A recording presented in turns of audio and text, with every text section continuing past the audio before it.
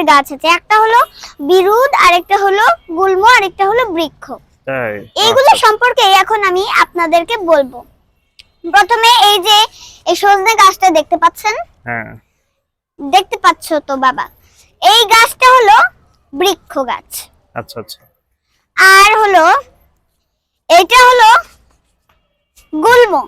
তাই আচ্ছা, লেবু গাছ এটা গুল্ম না? এটা বিরুৎ, বিরোধ না? আচ্ছা আচ্ছা এটা গুল্ম। আচ্ছা আচ্ছা আচ্ছা। উম, আসলে শিক্ষার কোনো শেষ নাই, ঠিক আছে।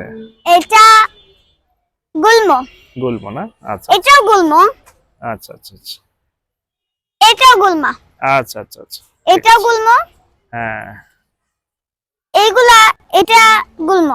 এই পাশের যেগুলা দেখতে পাচ্ছেন সেগুলা, আচ্ছা আর এইটা বাদে সব গুল্ম। তাই এটা শুধু বিরুৎ।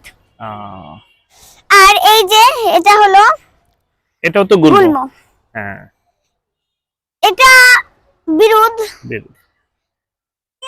গুল্ম, আচ্ছা আর এইটাও বিরুৎ বিরোধ। বলতে পারেন।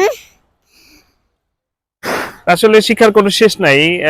আমরা আসলে দেখলাম ঘুরে ঘুরে ছাদে যেগুলো গাছ আছে, ওরাও ব্যস্ত থাকে, পড়াশোনা নিয়ে ব্যস্ততা, যতটুকু সময় পায় একটু দুষ্টুমি করে আর হচ্ছে আচ্ছা, গাছগুলোর যত্ন নেয়।